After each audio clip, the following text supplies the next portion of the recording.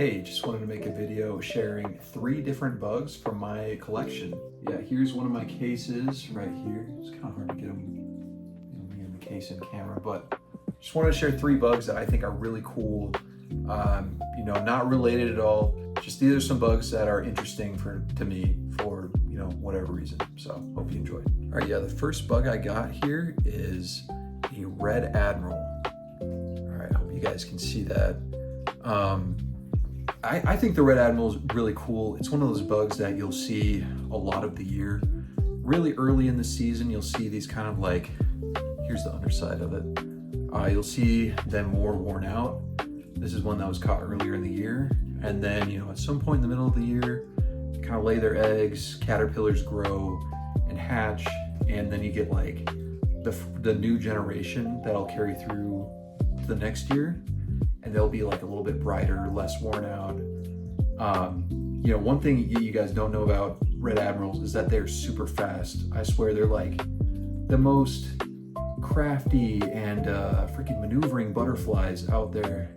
Trying to catch them is really hard. They'll freaking be going one way and they'll just hairpin turn, fly the other way at like 1,000,000 miles per hour.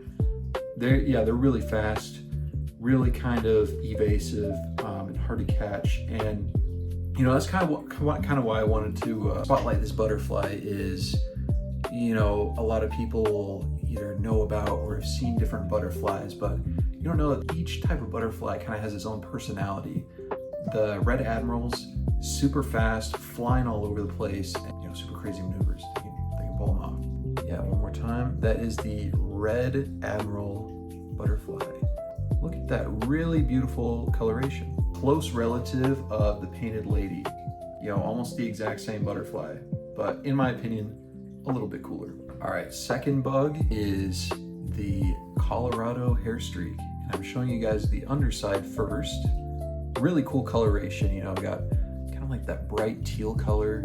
But I'm showing you that first because the dorsal side of the Colorado hair streak is really special. Check this out. Yeah, there we go. I finally am getting it to focus. The dorsal side is really special. You can see it's got some really interesting purple colors with some orange spots. Very Halloween-y butterfly. But they come out in July, and yeah, I just love their colors. Really cool purple, black, and orange colors. You'll find these guys, I don't know, I always just see them like kind of near the tops of trees, flying around. They're not uncommon either. Flying around, they just look kind of like a gray blur, just kind of, not moving too fast, just kind of flapping and floating. But if you ever have the chance to catch them, that's when you'll see purple, orange, and black dorsal side, which I think it's really cool. Yeah, it's a Colorado hair streak right there. All right, the third bug I got is my favorite in the whole collection. This is the sagebrush sheep moth, scientific name Hemiluca hera, sometimes called the Hera buck moth. There's this group of silk moths called buck moths. It's really just the genus Hemiluca, and like all silk moths, these guys don't have mouths, which you might not be able to see, but in butterflies and a lot of other more typical moth species, you'll see like a proboscis on the mouth, but there you can see there's nothing, right? Yeah, pretty cool. So you might be thinking like, how can bugs like survive without a mouth? How is that even possible? And this kind of goes down to the whole scheme of butterflies in general, right? Like the reason that they metamorphosize, or whatever the word is, go from caterpillar to chrysalis to butterfly and have those separate life stages is so they can utilize different food sources at different stages, right? So as a caterpillar, they're eating completely different foods than they are as an adult.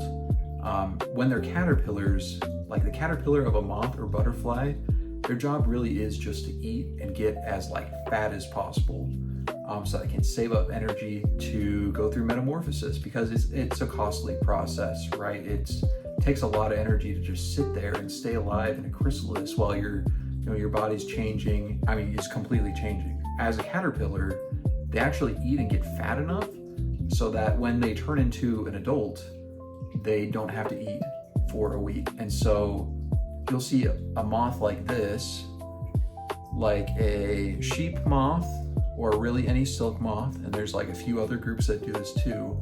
Their adult life is only about a week long. I think most silk moths are a week, maybe 2 weeks if they're lucky, and then they die. So really they just are running off of all of that food that they've stored up from their life as a caterpillar, and that's how they make it through. You don't really see this specific species that much, and that's why it's one of my favorites. It's one of the earliest Lepidoptera catches in my collection, and that's why I'm not like, I don't have the best pinning form here. When you're pinning a moth or butterfly, you want the hind wings to form a straight line with the forewings. So this is the forewing in the front and the hind wing behind. You want the line between them to be kind of like straight. And so ideally these wings would be angled up more and these would be angled up more, forming a straight line. That's the proper pinning form, but this is an old pin of mine and I am not gonna risk repinning it. So that's just the way it is. Let me know if you guys like these videos. These are just a few bugs from my collection.